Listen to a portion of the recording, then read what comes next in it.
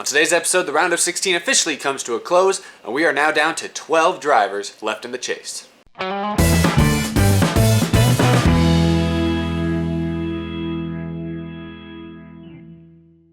How's it going, everybody? I'm Eric, and this is Out of the Groove. Episode 11, I believe. Episode 11, and I've been doing about 2 a week, so we're like more than 5 weeks into this, aren't we? Wow. Honestly, it feels like 3 weeks max. Time flies when you're having fun, am I right? Woo! So yesterday's race was at Dover, the final race of the round of 16, and I feel really bad for those of you who missed it, because it was a thriller. I mean, it had a 200-lap green flag run. I mean, it was just so dynamic. I mean, there was only 5 cars on the lead lap at one point. I mean, there's just so much you were missing. For those of you who couldn't tell, that was sarcasm. As much as I loved Dover and as much fun as the race in the spring was, the race this last weekend definitely was one of the more forgettable ones of the season. Martin Truex Jr. took home the victory, had one of the best cars pretty much all day, as he's had for most of this chase, and the 78 team has pretty much solidified themselves as the clear championship favorites, at least so far. Jimmy Johnson once again had a good car as well, but again, pit road was his enemy. This time it wasn't even Jimmy's fault, it was his pit crew's fault. They went over the wall too soon, penalty late in the race, he ended up finishing 7th.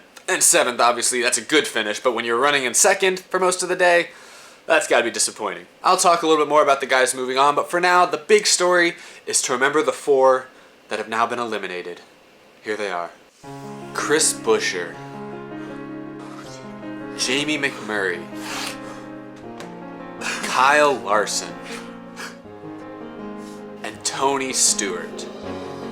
So yeah, those are the 4 drivers who have now been eliminated from the chase.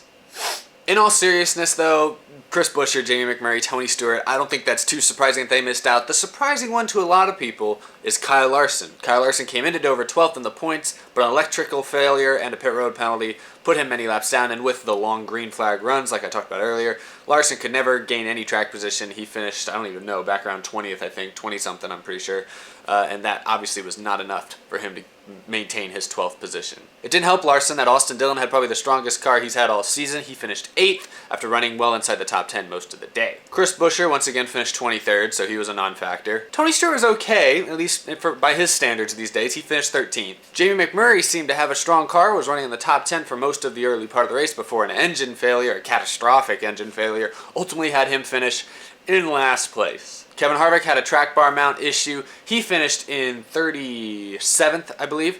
But it didn't hurt him because he won at New Hampshire last week. So lucky little Harvick, right? Chase drivers dominated the race for the most part, and it helped by the fact that qualifying was rained out, so they qualified by points, which means the top 16 were already the Chase drivers. They did a good job of holding their track position. I believe the top 9 were all Chase drivers in the finishing order. Jeff Gordon finished 10th. I'll give him a little honorable mention because that's the best the 88 car has looked in quite a while. The most interesting development from Dover, in my opinion, was the fact that the Chip Ganassi cars both had significant failures in a very crucial race. It's no secret that when the chase starts, teams often up their game and really push the limits to get the maximum amount of speed and performance that they can. Both Kyle Larson and Jamie McMurray were 12th and 13th in points coming in, so they both needed to have good days if at all possible. But an engine failure for McMurray and an electrical issue for Kyle Larson screwed both of their days up horribly. So clearly whatever game plan that team had coming in didn't quite pan out. Pushed it just a little too far. Now, as I said before, Buescher, McMurray, and Stewart maybe isn't that surprising to a lot of you. Kyle Larson, I know a lot of people had Kyle Larson making it all the way to Homestead. Me personally, I had him making out of the round of 16, but I didn't expect him to get much further. Larson came in with more momentum than most people. He'd had a great finish at Darlington. He got his win at Michigan, obviously, so I think that's what a lot of people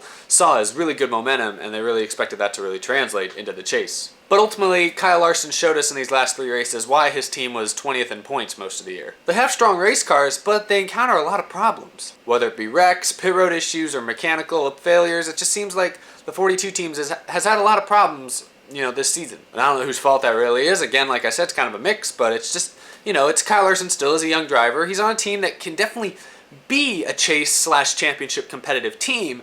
They just need to be more consistent. And that's hard for young drivers and young teams to do. I expect Kyle Larson to still be competitive these last 7 races, but yep, he will not be a championship contender anymore. So that's disappointing. I was going to go ahead and get into my picks for this next round, but I'm going to go ahead and save that for Friday, leading into the next race here at Charlotte.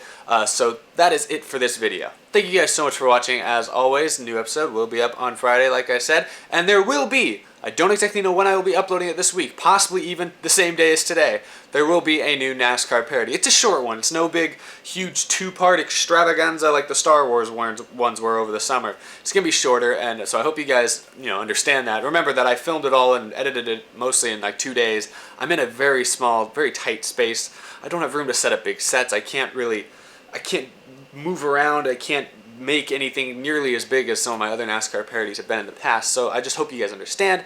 By doing some shorter videos like this, short NASCAR parodies, hopefully that will allow me to do more and maybe give you guys some variety. I don't know. Hopefully you guys like them. I mean, it's not really any different. It's just shorter. Instead of being 10 minutes, it's like 3. So it's not a huge difference, but just letting y'all know, that will be out this week, possibly today. I don't know when I'll be uploading it. I got to figure out a good time.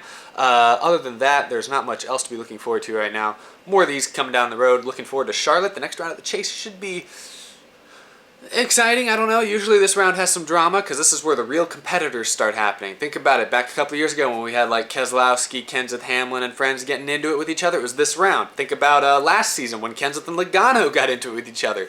It was this round. So this round's very known for creating drama the last couple years. So excited for that. Hopefully you guys are too. I'll talk about everything more on Friday. See y'all then. I'm Eric. Thank you again for watching.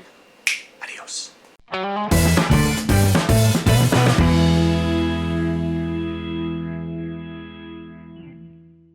Doesn't matter. It always depends on what time of day I film this, whether the light coming through my window makes me look pale or makes me look nice and tan. Right now seems to be one of the pale days.